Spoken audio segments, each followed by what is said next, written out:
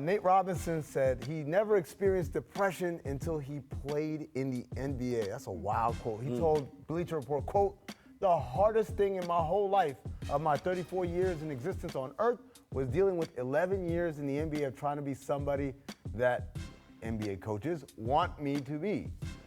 Baron, is depression more common in the NBA than we think? Oh, yeah, absolutely.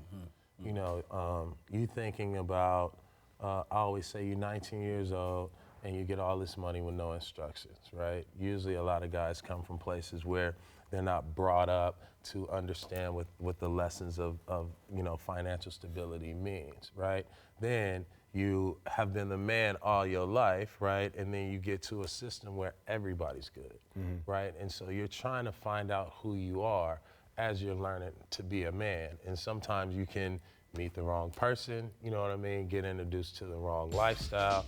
And I think all that culminates to, one, you wanting to be the best player that you can possibly be and believe in yourself. And so when you don't, like someone like Nate Robinson, you know, as good as he is, he don't get the opportunities that he wants because of, you know, the lack, everybody's looking at the lack up or what they want you to fit into a box. So, you know, for me, I remember it because when I was playing for Mike Dunleavy, you know, I was depressed because I couldn't create. I couldn't play free. There was no freedom to playing basketball. So if somebody takes, you know, that freedom away, that's your therapy.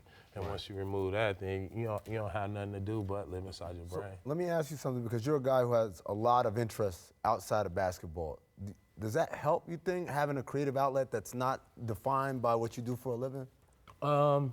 It helps, but I think that, you know, we are basketball players, right? Like if I didn't play basketball, I would not be sitting here today, right? And if I don't continue to play basketball or even work out, you know, I would be a different person. So, you know, basketball plays a parallel role in our development as men, right? And in our character. And so I think that having other things allows you to understand who you are.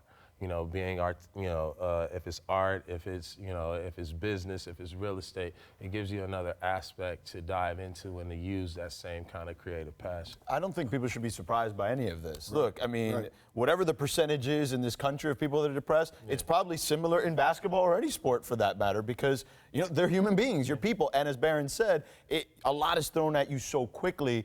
And you also have this kind of Superman complex because you're used to being the man. You try to hide it, suppress it, and that might make it worse. I guess the thing that, you know, from a mental health standpoint, I understand it affects everybody all throughout society, rich, poor, no matter what you do for a living.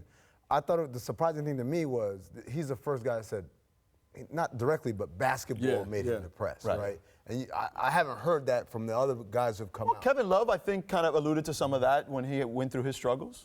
I don't know if I necessarily agree with that as far as basketball making you depressed. I think you're going to have a bit of that in you no matter what. But I think the pressure of having to live up to expectations of what people think of you or what you know, they think their expectations of you should be, I think it has a lot to do with it. And I think you're right, George and Barron, as far as there's a whole lot more guys in our league that just haven't come forward, and a lot of us because of that macho feeling of that, you know, I don't want anybody to know, you know, how I'm feeling or what I'm going through because I'm a man and I'm going to handle it by myself, which is probably sometimes one of the worst things you can do, because when you let it out and when you let people know and when you let people in, that's therapy as well. You know, so I think we haven't seen nowhere near the cases of depression in our league that we're going to see in the future.